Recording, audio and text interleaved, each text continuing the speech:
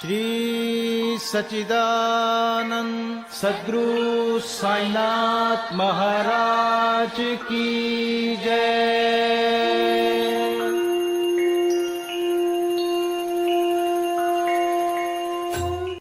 आदरणीय साईं भक्तों, आप सभी को हृदय की गहराइयों से सादर प्रणाम। साईं ज्ञान गंगा के सभी एपिसोड्स को पसंद करने के लिए आपका बहुत बहुत शुक्रिया। साईं ज्ञान गंगा के माध्यम से हमारी कोशिश है कि साईं जी से जुड़ी सभी घटनाओं व कथाओं को इस तरह से प्रस्तुत करें कि हर कोई उन्हें श्रवण कर आनंद का अनुभव कर पाए और जीवन पथ पर बाबा के बताए मार्ग पर चलकर हर पल कामयाबी हासिल करे और आत्म संतुष्टि की ओर अग्रसर हो। साईं ज्ञान गंगा का ये नया वीडियो भी आपको अवश्य पसंद आएगा।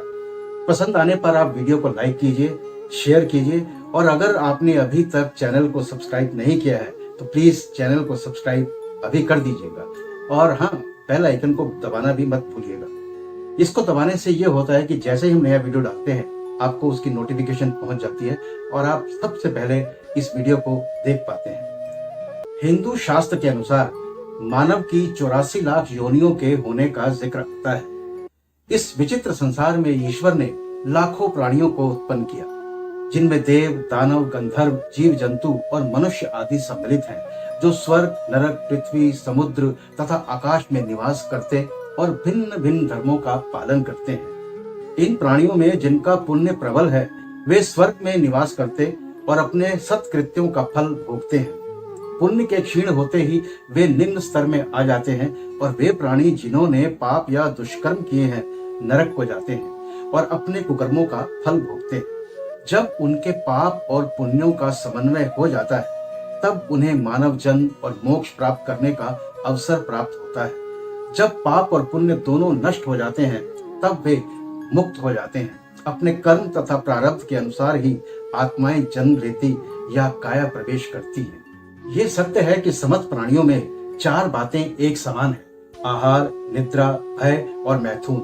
सभी प्राणियों में केवल मानव ही श्रेष्ठ माना गया है, क्योंकि मानव प्राणी को ईश्वर की एक विशेष देन है ज्ञान, जिसकी सहायता से ही वह ईश्वर दर्शन कर सकता है, जो अन्य किसी योनि में संभव नहीं। यही कारण है कि देवता भी पृथ्वी पर मानव जन्म धारण करने हेतु सदैव लालायित रहते हैं, जिससे उन्हें अंत में मुक्ति प्राप्त हो। मानव शरीर अति मूल्यवान है, क्योंकि ज्ञान की प्राप्ति केवल इसी योनि में संभव है। मानव तन प्राप्त होने पर ही तो ज्ञात होता है कि यह शरीर नश्वर है और विश्व परिवर्तनशील है, और इस प्रकार धारणा कर इंद्रिय जन्य विषयों को तिलांजलि देकर तथा सत असत का विवेक कर ईश्वर साक्षात्कार किया जा सकता है। बाबा ने भी हमेशा यही समझाया है कि मानव को उचित मार्ग का अवलंबन करना चाहिए, यानी ना तो देह की उपेक्षा करनी चाहिए और ना ही उसमें आसक्ति रखनी चाहिए। केवल इतना ही ध्यान रहे कि किसी घुड़सवार का अपनी यात्रा में अपने घोड़े पर तब तक ही मोह रहता है जब तक वो अपने निर्दिष्ट स्थान पर पहुंचकर लौट ना आए। इसलिए ईश्वर दर्शन के निमित्त शरीर को सदा ही लगाए रखना चाहिए, जो जीवन का मुख्य ध्येय है। यह जन्म मानव का बहुत दुर्लभ रहा, संसार में है मृत्यु भी निश्चित यहाँ, तू कौन सोच विचार में। रख धारणा कब आए ये, तू ईश प्राप्ति शीघ्र कर, सब सुलभ साधन कर प्रयोग न धनिक तू अविलंब कर। तू ईश प्राप्ति के लिए आलस्य निद्रा त्याग दे, साईं भजन कर सर्वदा, बाकी सभी कुछ त्याग दे। जो करना ऐसा कर सका, मानव जन्म ही व्यर्थ है, तू तो रहा पशु रूप में, फिर ज्ञान का क्या अर्थ है, फिर ज्ञान का क्या अर्थ है, फिर ज्ञान का क्या अर्थ है। साक्षात्कार को सफलतापूर्वक व आसानी से प्राप्त करने का एकमात्र उपाय है किसी योग्य संत या सद्गुरु के चरणों की शीतल छाया में आश्रय लेना, जिसे स्वयं ईश्वर साक्षात्कार हो चुका हो।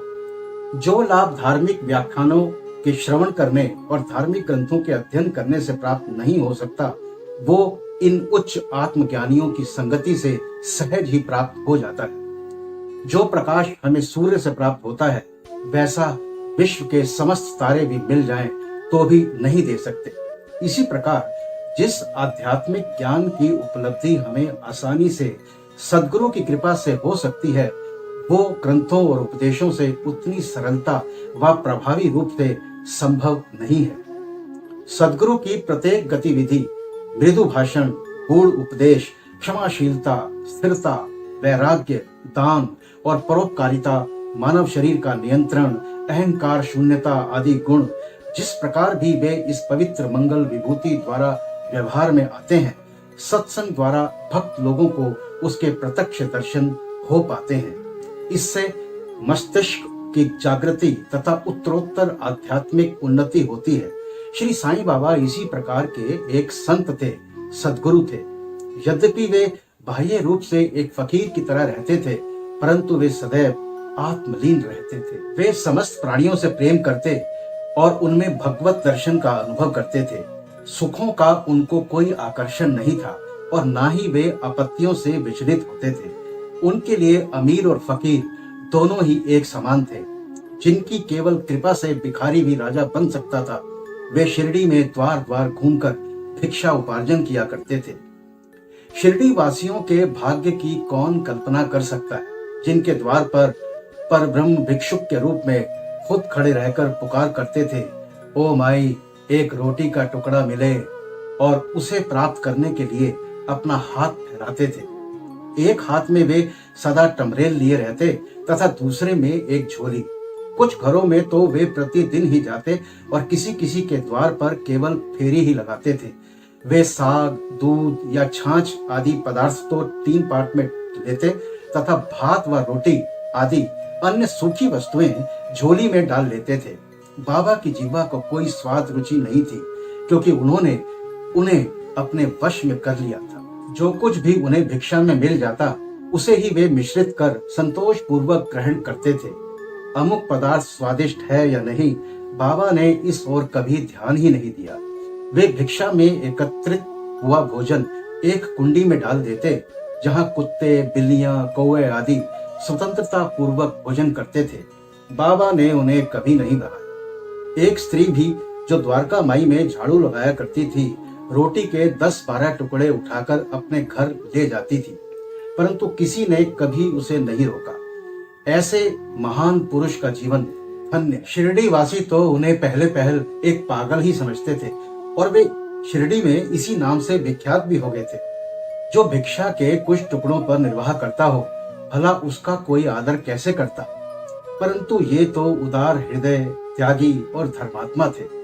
यद्यपि वे बाहर से चंचल और अशांत प्रतीत होते थे, परंतु अंतःकरण से दृढ़ और गंभीर थे। उनका मार्ग गहन तथा गूढ़ था। फिर भी ग्राम में कुछ ऐसे श्रद्धावान और सौभाग्यशाली व्यक्ति थे, जिन्होंने उन्हें पहचान कर एक महान पुरुष माना। अब बात बाबा, तात्या और महलसापति के शयन कक्ष की। वे संत पुरुष धन्य हैं, जिनके हृदय में भगवान वासुदेव सदैव वास करते हैं। वे भक्त भी भाग्यशाली हैं, जिन्हें उनका सानिध्य प्राप्त होता है। ऐसे ही 2 भाग्यशाली भक्त थे, तात्या कोते पाटिल और महलसापति। बाबा इन दोनों पर एक समान प्रेम रखते थे, यहाँ तक कि ये तीनों द्वारका माई में अपने सिर पूर्व, पश्चिम और उत्तर की ओर करते और केंद्र में एक दूसरे के पैर से पैर मिलाकर शयन किया करते थे। बिस्तर में लेटे लेटे ही वे आधी रात तक प्रेम पूर्वक वार्तालाप और इधर उधर की चर्चाएं किया करते थे। यदि किसी को भी निद्रा आने लगती तो दूसरा उसे जगा देता था। यदि तात्या खर्राटे लेने लगते तो बाबा शीघ्र ही उठकर उसे हिलाते और सिर पकड़कर जोर से दबाते थे। यदि कहीं वो महलसापति हुए तो उन्हें भी अपनी ओर खींचते और पैरों पर धक्का देकर पीठ थपथपाते थे। इस प्रकार तात्या ने 14 वर्षों तक अपने माता पिता को ग्रह पर ही छोड़कर बाबा के प्रेम वश द्वारका माई में साईं संग निवास किया। राहता के मारवाड़ी सेठ श्री चंद्रभान को भी बाबा बहुत प्यार करते थे। सेठ जी का देहांत होने के उपरांत बाबा उनके भतीजे खुशाल चंद के कल्याण की दिन रात फिक्र किया करते थे। कभी बैलगाड़ी में तो कभी तांगे में वे अपने अंतरंग मित्रों के साथ राहता को जाया करते थे। ग्रामवासी बाबा के गांव के फाटक पर आते ही उनका अपूर्व स्वागत करते और उन्हें प्रणाम कर बड़ी धूमधाम से गांव में ले जाते थे। खुशाल चंद बाबा को अपने घर ले जाते और कोमल आसन पर बिठाकर उत्तम सुस्वादु भोजन कराते और आनंद तथा प्रसन्न चित्त से कुछ देर तक वार्तालाप किया करते थे। फिर बाबा सबको आनंदित कर और आशीर्वाद देकर शिरडी वापस लौट आते थे। शिरडी की यात्रा की एक विशेषता ये थी कि बाबा की आज्ञा के बिना कोई भी शिरडी से वापस लौटने के लिए प्रस्थान नहीं कर सकता था। यदि किसी ने ऐसा किया भी तो मानो उसने अनेक संकटों को निमंत्रण दे दिया। एक समय तात्या कोते पाटिल तांगे में बैठकर कोपर गांव के बाजार को जा रहे थे। वे शीघ्रता से मस्जिद में आए, बाबा को नमन किया और कहा कि मैं कोपर गांव के बाजार को जा रहा हूं। बाबा ने कहा, शीघ्रता ना करो, थोड़ा ठहरो। बाजार जाने का विचार छोड़ दो और गांव के बाहर अभी ना जाओ। अच्छा, कम से कम श्यामा को तो साथ लेते जाओ। बाबा की आज्ञा की अवहेलना करके उन्होंने तुरंत तांगा आगे बढ़ाया। तांगे के 2 घोड़ों में से एक घोड़ा, जिसका मूल्य लगभग 300 रुपए था, अति चंचल और द्रुतगामी था। रास्ते में सावली विहीर ग्राम पार करने के पश्चात ही वो अधिक वेग से दौड़ने लगा। अकस्मात ही उसकी कमर में मोच आ गई, वो वहीं गिर पड़ा। यद्यपि तात्या को अधिक चोट तो नहीं आई, परंतु उन्हें अपनी साईं मां के आदेशों की स्मृति अवश्य हो आई। दरअसल बाबा के जाने की अनुमति ना देने का एक ये भी कारण होता था कि वे भविष्य में होने वाली घटनाओं व दुर्घटनाओं को पहले से ही भांप लिया करते थे, जान लिया करते थे। अब इस बात पर विचार कि जब बाबा इतने श्रेष्ठ पुरुष थे तो फिर उन्होंने आजीवन भिक्षावृत्ति पर ही क्यों निर्वाह किया। इस प्रश्न को 2 दृष्टिकोण समक्ष रखकर हल किया जा सकता है। पहला दृष्टिकोण, भिक्षावृत्ति पर निर्वाह करने का कौन अधिकारी है। शास्त्रानुसार वे व्यक्ति जिन्होंने 3 मुख्य आसक्तियों कामिनी, कांचन और कीर्ति का त्याग कर आसक्ति मुक्त हो संन्यास ग्रहण कर लिया हो, वे ही भिक्षावृत्ति के उपयुक्त अधिकारी हैं, क्योंकि वे अपने घर में भोजन तैयार करने का प्रबंध नहीं कर सकते। अतः उन्हें भोजन कराने का भार गृहस्थों पर ही होता है। श्री साईं बाबा ना तो गृहस्थ थे और ना ही वानप्रस्थी, वे तो बाल ब्रह्मचारी थे। उनकी ये दृढ़ भावना थी कि विश्व ही मेरा घर है। वे तो स्वयं ही भगवान वासुदेव विश्व पालन करता तथा पर ब्रह्म थे। अतः वे भिक्षा उपार्जन के पूर्ण अधिकारी थे। भिक्षावृत्ति के संबंध में दूसरा दृष्टिकोण है पंच पूना, यानी 5 पाप और उनका प्रायश्चित। भोजन सामग्री या रसोई बनाने के लिए गृहस्थ आश्रमियों को 5 प्रकार की क्रियाएं करनी पड़ती हैं। कंडणी यानी पीसना, पेषणी यानी तलना, उदकुंभी यानी बर्तन मलना, मार्जनी यानी मांजना और धोना, और चूली यानी चूल्हा सुलगाना। इन 5 क्रियाओं के परिणाम स्वरूप अनेक कीटाणुओं और जीवों का नाश होता है और इस प्रकार गृहस्थ आश्रमियों को पाप लगता है। इन पापों के प्रायश्चित स्वरूप शास्त्रों ने 5 प्रकार के यज्ञ करने की सलाह दी है। नंबर 1, ब्रह्म यज्ञ अर्थात वेद अध्ययन यानी ब्रह्म को अर्पण करना या वेद का अध्ययन करना। नंबर 2, पितृयज्ञ यानी पूर्वजों को दान। नंबर 3, देव यज्ञ यानी देवताओं को बलि।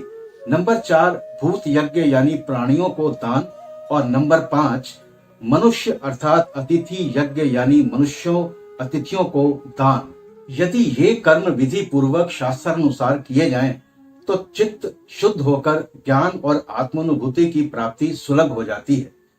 बाबा द्वार द्वार पर जाकर गृहस्थ आश्रमियों को इस पवित्र कर्तव्य की स्मृति दिलाते रहते थे और वे लोग अत्यंत भाग्यशाली थे जिन्हें घर बैठे ही बाबा से शिक्षा ग्रहण करने का अवसर मिल जाता था। भगवान श्री कृष्ण ने गीता में कहा है, जो मुझे भक्ति पूर्वक केवल एक पत्र, फूल, फल या जल भी अर्पण करता है, तो मैं उस शुद्ध अंतःकरण वाले भक्त के द्वारा अर्पित की गई वस्तु को सहर्ष स्वीकार कर लेता हूँ।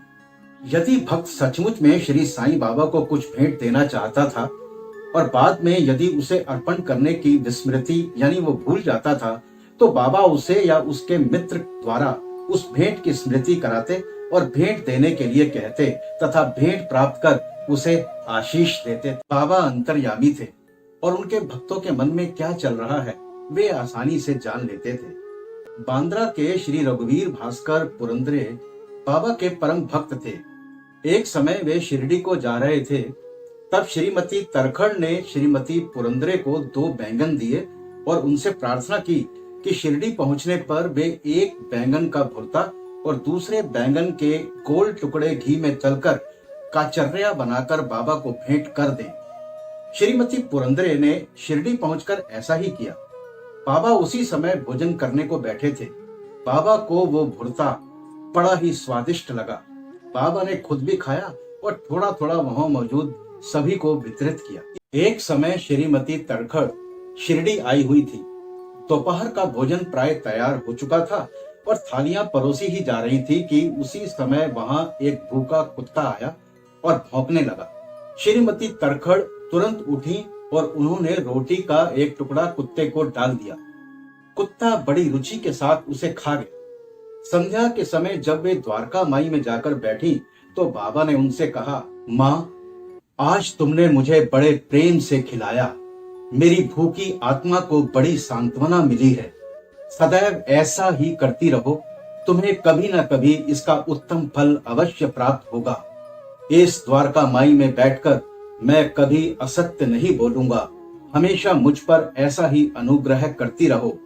पहले भूखों को भोजन कराओ, बाद में तुम भोजन किया करो। इस बात को अच्छी तरह ध्यान में रखो। उस रोटी को ग्रहण कर मेरा हृदय तृप्त हो गया है और अभी तक मुझे डकारे आ रही हैं। भोजन करने से पूर्व तुमने जो कुत्ता देखा था और जिसे तुमने रोटी का टुकड़ा दिया था, वो यथार्थ में मेरा ही स्वरूप था और इसी प्रकार अन्य प्राणी, बिल्लियां, सुअर, मक्खियां, गाय आदि सभी मेरे ही स्वरूप हैं। मैं ही उनके आकारों में डोल रहा हूँ। जो इन सब प्राणियों में मेरा दर्शन करता है वो मुझे अत्यंत प्रिय है। इसलिए द्वैत या भेदभाव भूलकर तुम सेवा किया करो। बाबा के ये अमृत तुल्य उपदेश ग्रहण कर वे द्रवित हो गई। उनकी आंखों से अश्रुधारा बहने लगी, गला रूंध गया और उनके हर्ष का पारावार न रहा। इससे हमें ये शिक्षा मिलती है कि समस्त प्राणियों में ईश्वर दर्शन करना चाहिए। सब प्राणियों में ईश्वर का ही वास है, इसका प्रत्यक्ष अनुभव करो। अगर आपको ये वीडियो पसंद आया तो इसे लाइक कीजिएगा और ज्यादा से ज्यादा शेयर कीजिएगा। और एक बार फिर रिक्वेस्ट कर रहे हैं कि अगर आपने चैनल को सब्सक्राइब नहीं किया है तो प्लीज सब्सक्राइब जरूर कीजिएगा। तो मिलते हैं आपसे साईं ज्ञान गंगा के अगले एपिसोड में। तब तक मस्त रहिए, स्वस्थ रहिए, बाबा का नाम जपते रहिए। साईं सबका भला करेंगे। ओम श्री साईनाथाय नमः। अनंत कोटि ब्रह्मांड नायक राजाधिराज योगी राज पर ब्रह्म श्री सच्चिदानंद सद्गुरु साईनाथ महाराज की जय।